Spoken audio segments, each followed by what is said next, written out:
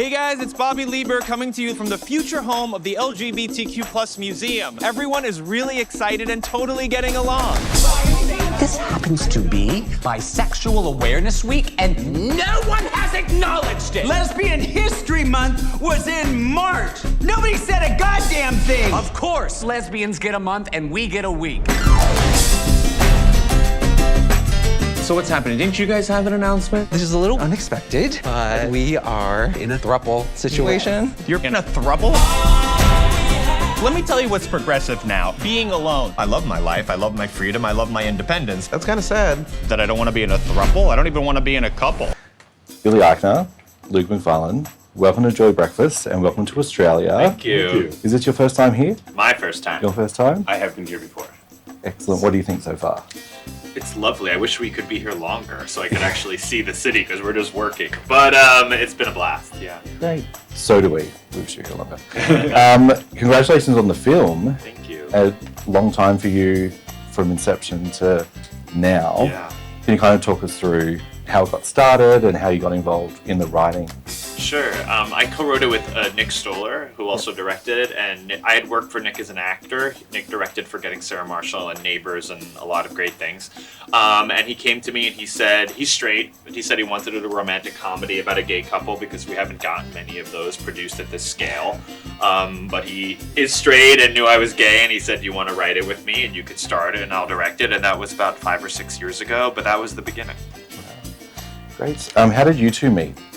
We met in the audition room, actually. I came in and auditioned for the part, and I had read the script about a month before, and I immediately knew this was a great role for me, and that it was really, really funny. Rarely do you laugh out loud when you read a script, and I totally did. So yeah, I came in and auditioned for him. The first words I said were actually the first words I say to him in the movie, which is, "You look angry." And I said, I hear you're boring. And the rest is history. Great way to get it started. Your chemistry in the movie was amazing. There's a moment on the beach where Bobby's going on a bit of a rant, and you just offer him a beer and a kiss, and it's just the perfect kind of moment in that movie. For me, it was like when it hit really hard. That chemistry's great, the writing's amazing. So great job. That scene really embodies how we're different. You know, he talks through his emotions, and I can't talk like he can, but I can offer him a beer. Yeah. Always appreciate it. Yeah, both are important qualities. Definitely. A big part of this too was the museum stuff. A lot of our history, I guess, is not available for us. There's so much missing, so many gaps. How involved were you both with putting this together? Yeah, it just dawned on me that in the States, at least, we don't have like a really large official LGBTQ+ national history museum. They're actually in the early stages of making one now. Okay. I know there's one in Britain and there's one in Berlin, but there aren't as many as there should be.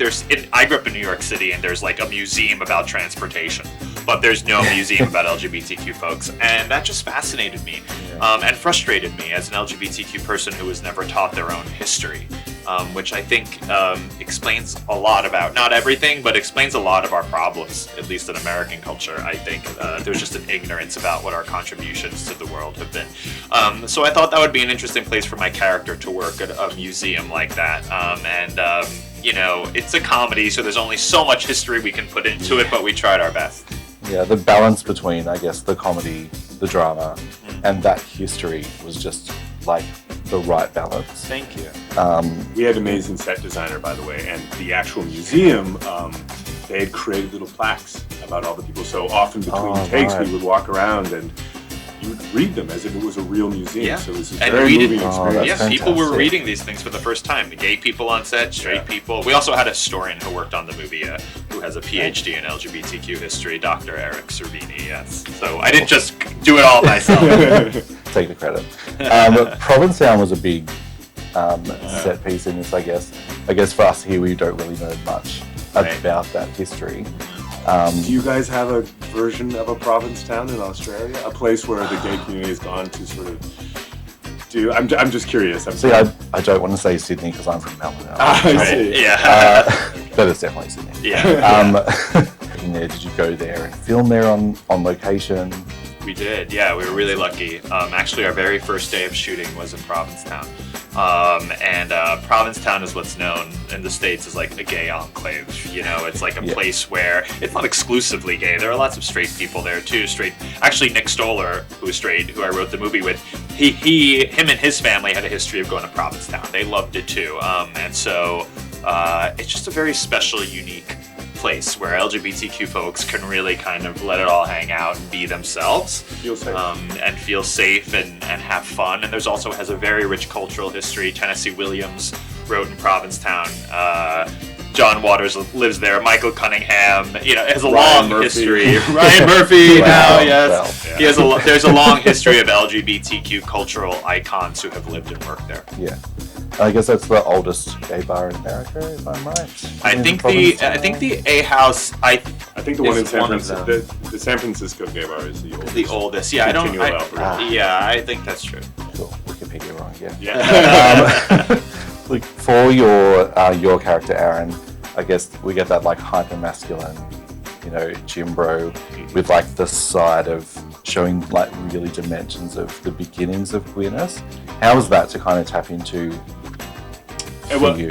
It's my experience of watching the movie is often like kind of painful because I see Aaron, especially at the beginning of the movie, as somebody that hasn't quite sort of found the confidence to really live comfortably with his gayness, and it reminds me of an aspect of myself earlier in my life. And I did have the privilege and the support to not have to sort of continue to try to put a front on.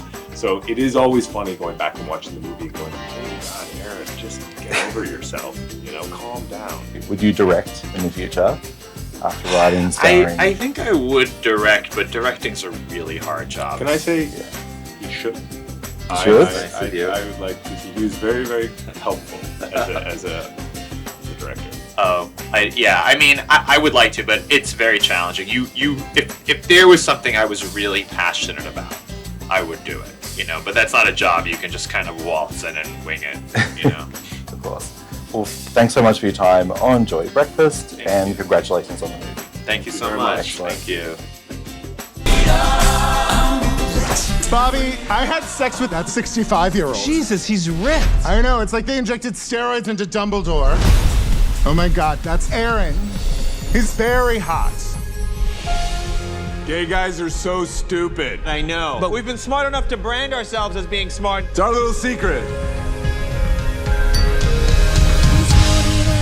You met a guy? I don't think I'm his type. He's like gay Tom Brady. What are you into? One of these ripped idiots with no opinions? No, I'd like someone who's physically very frail and won't stop talking. And I bet he's as intimidated by you as you are by him. I'm down for whatever. Yeah, I can do whenever, and I can do whatever. Cool, whatever, whenever. GIF of Michael Scott dancing. Office GIF? This person isn't gay. I need you to be honest with me. You like these rowy, meathead idiots. Oh, look, they're fighting. You like that? Hey. I can be tough like your boys. Oh, that's what you like, huh? Oh, Hey, what's going on? Oh, that's cool. How about it? Happy Pride. Happy Pride! Now I have to go to a Pride party and you're both too old to be in the pool.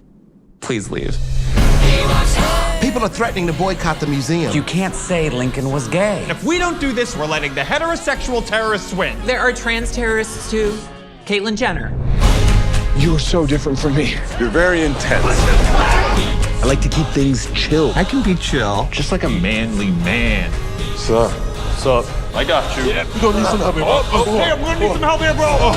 What is going on with you? My whole life, I prided myself on being self-reliant, but this guy has gone into my head. Maybe you're both bottoms and that's the problem. Bottom dick. Gay sex was more fun when straight people were uncomfortable with it. Oh my God, do you guys remember Straight People? Yeah, they had a nice run.